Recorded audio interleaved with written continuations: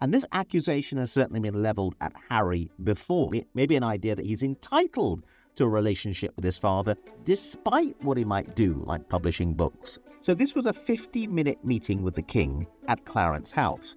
50 minutes, by the way, is a very significant number in the world of psychotherapy. It's famously called the 50-minute hour. And Harry has decided that the reason it didn't go well is not because the king doesn't want much to do with him. Oh no, that's not the reason. No, the real reason the meeting didn't go well and the king didn't seem, it would appear, reading between the lines, to warm up to Harry is because, hello and welcome. My name is Dr. Raj Persaud. I'm a consultant doctor and psychiatrist, and I work in private practice in Harley Street in London in the United Kingdom. Apologies again for my informal appearance. I'm actually at a tennis club, meant to be taking part in a tournament, but being Britain, it's begun to rain and everyone's got inside for a drink.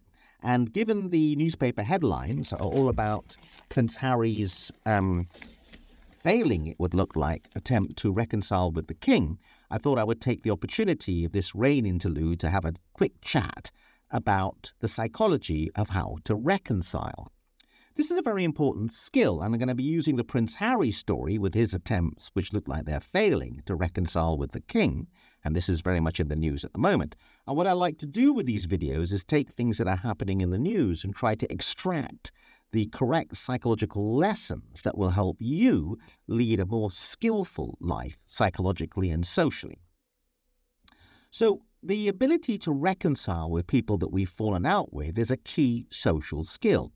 The reality is that it's kind of inevitable that we will fall out with people from time to time, despite our best efforts. It's just the nature of social life that conflicts will arise, and people sometimes, it gets so bad, they'll stop talking to each other, and we will want to reconcile. There are a lot of famous pop songs that are actually about this problem. I'm thinking of one by Cher at the moment. I think one of the lyrics is, "If I could turn back time." So this is a very common predicament, and in my experience, it's done very badly. Oddly enough, the more confident you are that you can repair damage that occurs in relationships, is social confidence, this actually is a very important thing because it makes it more likely that you will be assertive in relationships, and that is better for you in terms of getting what you want from life. The more scared you are of falling out with people and therefore believe that you can't fix it should things fall apart, the more you tend to be tentative and unassertive in relationships, and as a result you turn into a bit of a people pleaser, and as a result people tend to trample all over you. You become a bit of a human doormat. So there are some really interesting and important psychological implications for being skilled at putting things back together after they fall apart, because that allows you to take more risks and be more assertive. And as a result, you're more dominant, if I can use that word, but certainly more assertive in relationships, and they tend to work better for you. This is not an argument for the idea you should be a bit of an arse in life just because you've become really skilled or manipulative at fixing things when they fall apart. And I'll explain the distinction later on.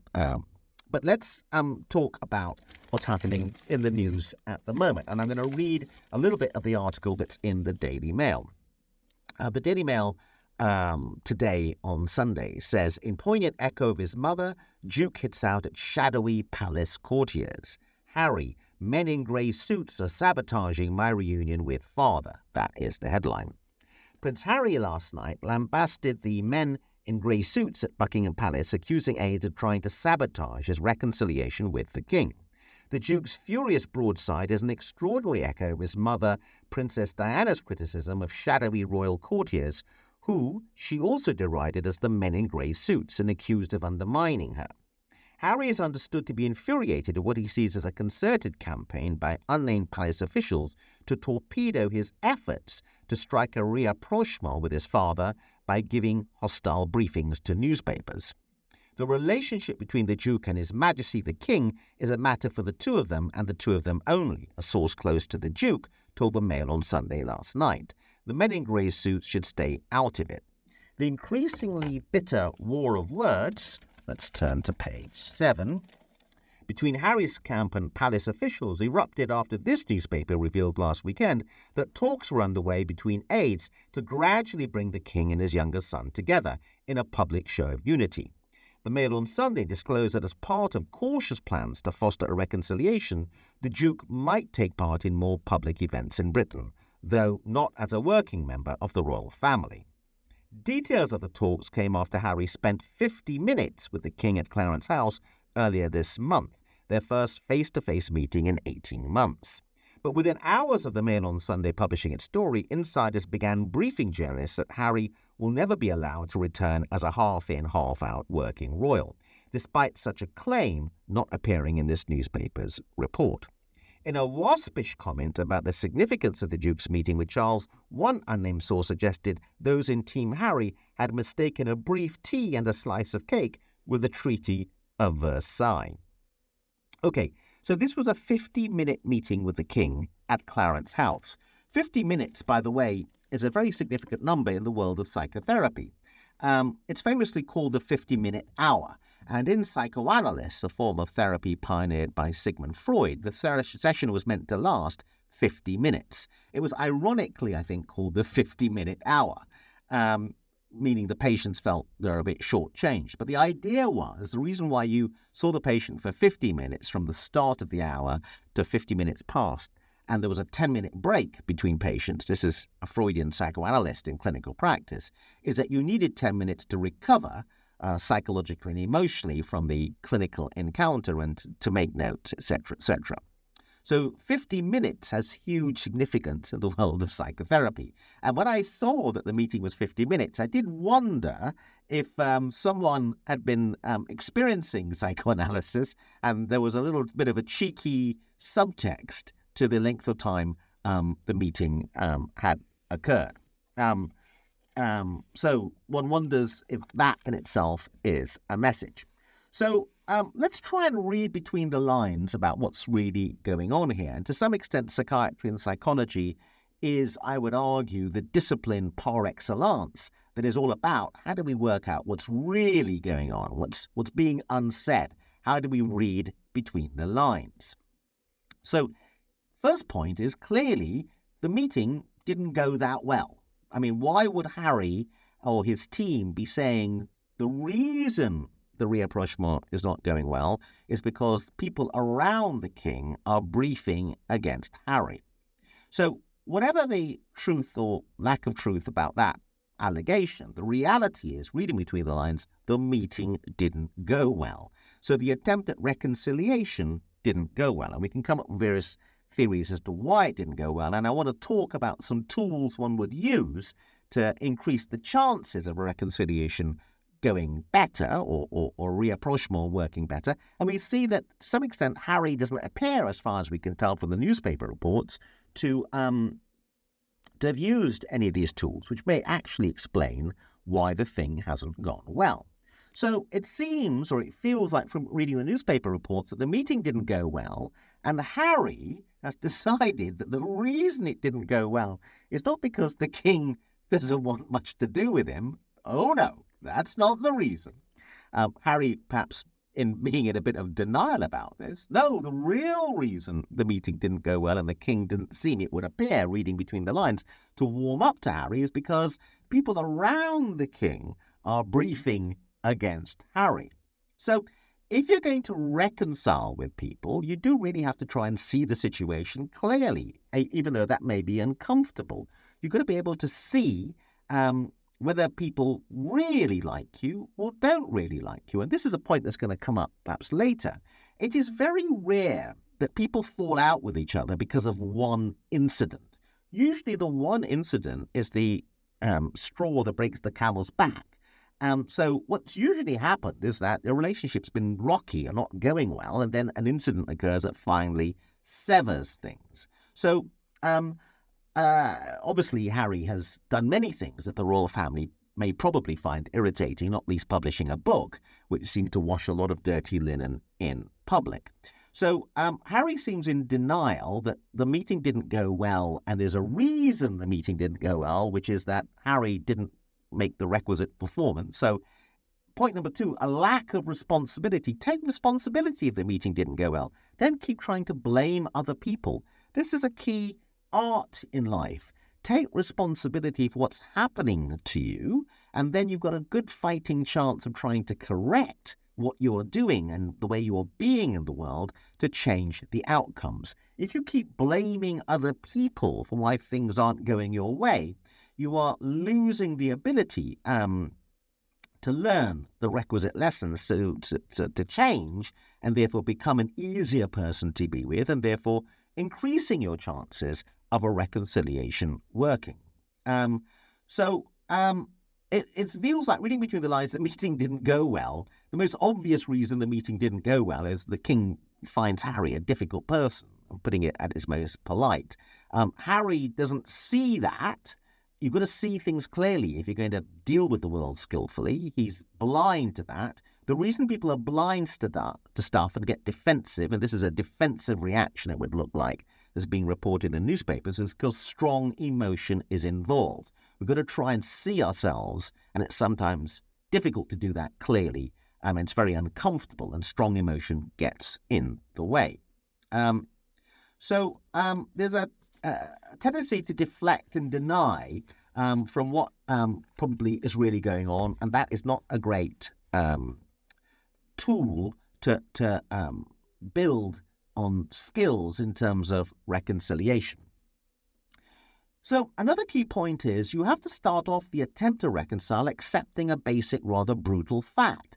People have a right to decide whether they like you or not. You're not entitled to be liked by everyone. I'm not everyone's cup of tea. Boy, do I appreciate that fact. The more you realize that you have no right necessarily to be liked, and people have every right to decide not to like you, oddly enough, the harder you will work, generally speaking, to be liked, if at all possible. So a good starting point is not to start with an idea that you're entitled to be liked by everyone. And again, we see people who are the most difficult people on the planet just sort of walk around assuming they ought to be liked, and a sense of entitlement. And this accusation has certainly been levelled at Harry before, that there's an overweening sense of entitlement, maybe an idea that he's entitled to a relationship with his father, despite what he might do, like publishing books, etc., etc.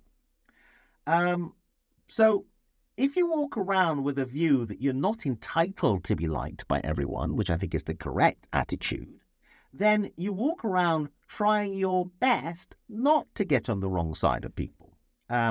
So you don't walk around taking risks with people. You're building up credit in the bank. And this is the key point that's going to come back later. One of the best ways to do a reconciliation is something that you should have done historically before you attempt the reconciliation, which is what we call have credit in the bank in a social or psychological sense. Be such a wonderful person, be such a generous person that actually people like you. And because you've been incredibly generous and bent over backwards, in a transactional sense, people don't like this notion of transaction, and this is a fundamental point that we're going to come back to, but it's a powerful tool. In a transactional sense, if you give a lot to people rather than expecting something back, when you do eventually stumble, which is inevitable for all of us, people think of you as such a diamond geezer, to use a British parlance term, that they're more willing to forgive, and you've got a chance to reconcile. So the skill of reconciliation begins even before you fall out, which is try to be a lovely person, by and large, so that when eventually you do put your foot in it, which is kind of inevitable, people are more likely to be forgiving. One of the reasons people fall out is not one incident, but a long build-up of things being a bit rocky. And so people who attempt to reconcile and fail don't understand that, because they think, oh, there was just this one thing. I went and said sorry. I don't understand why we're not best friends again. The reason you're not best friends again is probably the fact that you said sorry about one incident misses all the other incidents that have been occurring over a longer period of time, more a kind of low-grade deterioration in the relationship over a long period of time that you just didn't see. So work hard not to be an arse, by and large, so that when you do stumble eventually, which we all will do, people are more likely to forgive.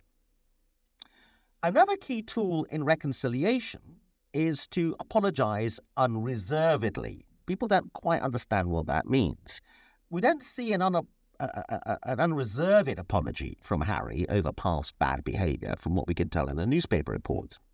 Apologize unreservedly means you say, listen, I behaved badly. I'm really sorry about that. This is not an unreserved apology, what I'm about to give an example of, which is what most people commonly do. They go, look, I did behave badly, but you know what? You also did something that wasn't very helpful, okay? An unreserved apology is, it's all on me, you were fine. Don't throw in some negative stuff about the other person when you start apologizing. That is not an unreserved apology. So unreserved apology, I was an arse. I'm going to take it one step further, which often isn't discussed, but I think is a key tool. Beat yourself up a bit, okay? Oddly enough, if you beat yourself up, I know people are going to regard this as a manipulative strategy. If you beat yourself up a lot in front of the person you're trying to apologize to, they start to feel sorry for you. And they go, no, you're not that terrible. If you go, listen, I am really bad at this sort of thing, and you go on and on at how terrible you are, and apologize unreservedly, beat yourself up, it is highly likely you've done enough beating yourself up that they don't feel the need to beat you up. By the way, if they don't interrupt you beating yourself up at all and seem to agree completely, then, you're getting some clue as to how badly they feel about you. So, apologize unreservedly, beat yourself up. Then we come to a key point. You've got to make an offer. We've discussed this before in some of my other videos. So what would this look like in Harry's case? You've got to think hard about something, which is, why should someone reconcile with you? What's in it for them? Okay?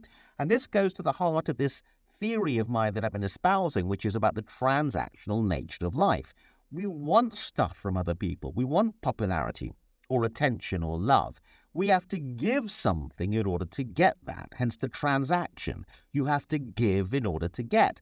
People sit around complaining about what they're not getting, but they're not thinking hard about what they're meant to be giving in order to get, okay? So you have to give something in order to get. Harry wants something from the king. He wants the king's forgiveness and to be brought back into the fold. He wants something. What is he giving to get that? We don't know. Nothing about that has been reported in the papers. What can he give? And this is a key point. Have stuff that's available for you to give. This makes you more powerful in transactions and in getting what you want in terms of reconciliations or reapproachments. It seems to me, and I'm interested in your comments as to what you think about this, the key thing Harry has to give, given the king is a grandparent, is access to the grandchildren. I would have turned up with the grandchildren because the king is going to have a very emotional experience of seeing grandchildren he hasn't seen for a long time. And that strong emotion, I know this sounds manipulative, but it is what it is, gives Harry a better chance of the king melting a bit. Harry didn't turn up with the grandchildren. He didn't turn up with his wife. And that, excuse the maybe possibly pun here, is the elephant in the room. Maybe pun isn't the right word. Anyway, Meghan didn't show up. So the king has probably figured out, not unintelligently, that given Meghan seems at best lukewarm towards the royal family, she hasn't changed her mind.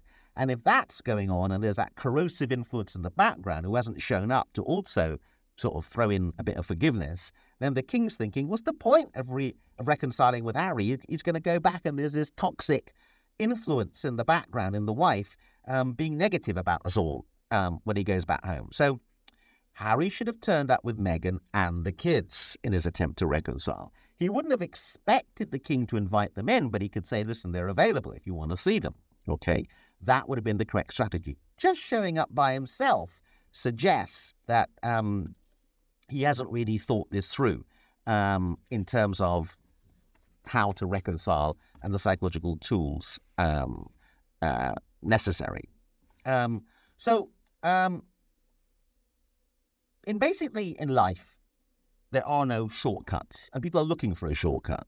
They're looking for a shortcut. I've given them some advice about how to reconcile, unreserved apology, credit in the bank, transaction, give to get. And they're looking for shortcuts. But basically, the answer to all of life's predicaments, and this is a very unpopular answer, but it's true, is lead life correctly. The ancient Greeks banged on about this in terms of character. They were interested in character. Be of good character. Lead the virtuous life. What that means is on a day-by-day basis, be generous to people, be kind, be nice. And if you lead the virtuous life, when you make mistakes, as you inevitably will do, then people will forgive you. When they don't forgive you, it's not usually about the one incident that was the straw that broke the camel's back. It's about the fact that you are of poor character, and they reject that, and they don't need you in their life. If you are of great character, people will want you in their life. They will regret it if you're not in their life because of the lack of reconciliation. So going back to give to get, be the kind of person that people want in their lives. And there you've already got a much better chance of reconciling when things fall apart, as they inevitably do in social life. So there are no shortcuts. Be of good character. Be a wonderful person. Be generous. Be moral. And so people like you, and be of such a character that people want you in their lives, and they miss you. Key point, they miss you when you're not in their lives. And therefore, an attempt to reconcile is going to fall on much more fertile territory.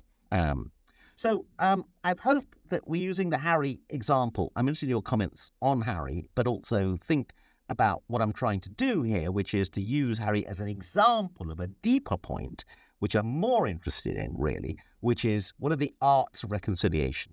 If you have some tips of experiences you've had of what worked when you try to reconcile with people, I'm very interested to hear your advice. Thank you very much indeed.